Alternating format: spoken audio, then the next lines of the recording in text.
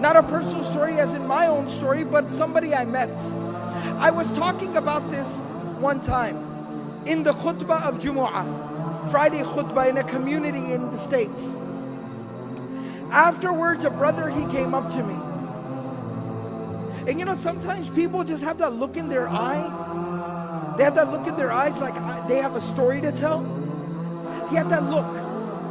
And he walked up to me and he said, brother, what you just talked about really personally hit home for me. And I talked about the death of Khadija, the death of Abu Talib. Such a serious thing. So I said, please tell me, how did it hit home for you? I sat him down, I said, please tell me your story. He said, brother, today was the first day that I prayed in a year. I grew up in a Muslim home. I was born in a Muslim family. I was very practicing for most of my life, praying 5 times a day. But today is the first time I have prayed in a year. I said, what happened? He said, about a year ago, my life was picture perfect. You know, sometimes you have like a 5-year plan or a 10-year plan, your grand plan.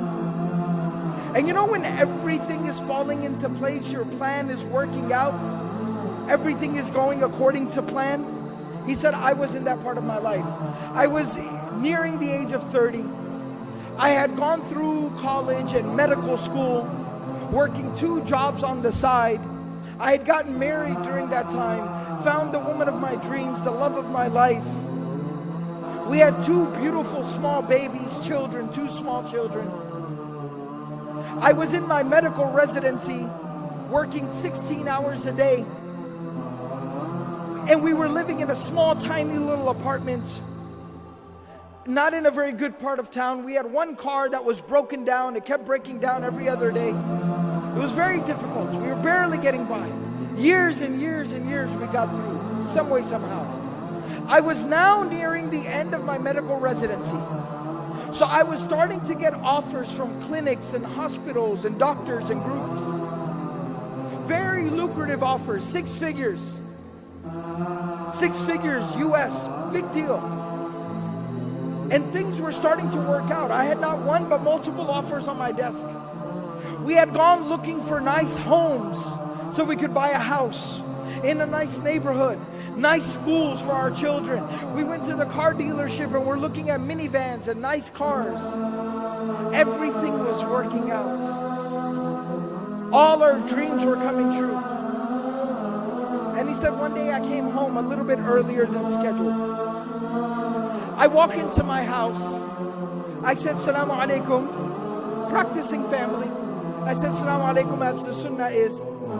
And nobody responded. I looked at the time, and it was usually the time my wife would put the kids down for a nap, their afternoon nap, and she would take a nap with them as well. So I said, let them sleep. I don't want to wake them up. I don't want to disturb them. So I went, I got some food, I sat down with my books, did some study, answered some emails. After a while, you know when kids, they wake up and they start to kind of fuss and make noise? I heard the kids from the room. The younger one was crying, the older one was talking, I could hear them. I got very excited, as a father does. Let me go, they're awake. It's fun time, family time. So I go to the room, and I walked in, and my kids are sitting on the bed next to my wife, and my wife is laying there between them, motionless, still, not responding, not reacting. And it looked wrong. Being a doctor, I jumped right in and I checked her, and she had been dead. Not now, but for like an hour. She was cold, she was gone. Just like that. He said, brother, at that moment, my life, it fell apart. I lost the love of my life. My children lost their mother.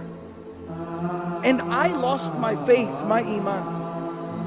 He said, the next 24 hours were a blur. Janaza, tadfeen, the burial, it went by. I didn't even realize what was going on. After that 24 hours ended and we buried her, I went to my room and I locked myself in my room. And I did not come out of my room for days.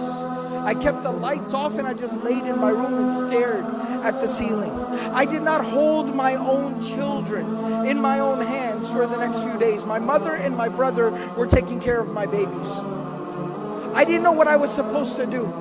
After a few days, I crawled out of bed. I reconnected with my children. I tried to get back to work, figure out how am I supposed to work and take care of my kids. My mother and my brother, they helped me so much. Slowly but surely over the weeks and the months, I put my life back together again. I got back to work. I figured out the schedule for the children. And I started figuring things out, but there was one thing that was still missing. One thing I could not figure out. One thing I could not solve. My Imaan was gone. My faith had been broken. I stopped praying. I no longer had faith. I was struggling. And he said, my brother, who wasn't just somebody who just showed up and just told me what to do. You know, some people, when they give advice, they're never there for you. They never help you. They don't support you. They just show up and tell you what to do. My brother was not like that. He looked after my kids. He stayed awake with my babies when I had to go to the hospital for a call. He's somebody who took care of me and my kids. I respect him. I love him. And he's very pious, very righteous. He prays. He kept telling me every single day, brother, come on, you need to pray. Brother, come on, you need to pray. But I kept resisting and refusing. He said, this morning, today, he showed up at my house and he said, I am not taking no for an answer. Mother will watch the children. You are coming to the masjid with me. You will come to Jumu'ah. You will put your face on the ground before Allah subhanahu wa ta'ala and you will pray. You will make sujood. You will say Allahu Akbar and that hole in your heart will be filled. And he said, and I came to the Jumu'ah, the Friday prayer, I heard the khutbah and you were telling the story of the Prophet ﷺ, how he lost the mother of his children, how he lost the love of his life. And I found the answer to my question. It made sense to me again. Think about this. After going through so much tragedy, how does somebody continue? How does the Prophet ﷺ wake up the next day, go out there and preach harder than he did yesterday, work harder than he did ever before, knowing that he's going to come home to an empty home, knowing that he's going to come home to an empty bed, knowing that he's going to come home and have to look his children in the face and wipe the tears from their face that their mother is not coming back? How did he persevere? How did he continue?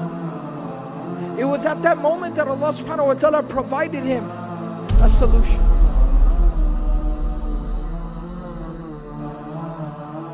Allah subhanahu wa ta'ala took him on the most miraculous journey any human being has ever experienced.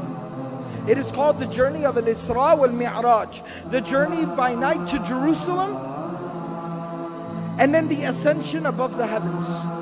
The journey by night to Al-Aqsa, and then the ascension above the heavens. And there he got closer to Allah subhanahu wa ta'ala than any creation of Allah has ever gotten.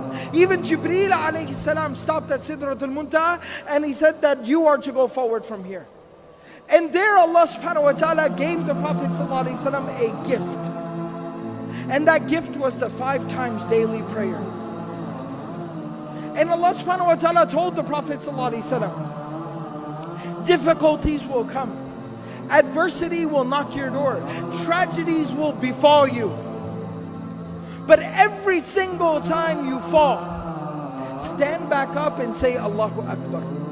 Every single time you deal with a difficulty, say Allahu Akbar. Salah will heal your wounds. It'll solve your problems. It'll ease your difficulties.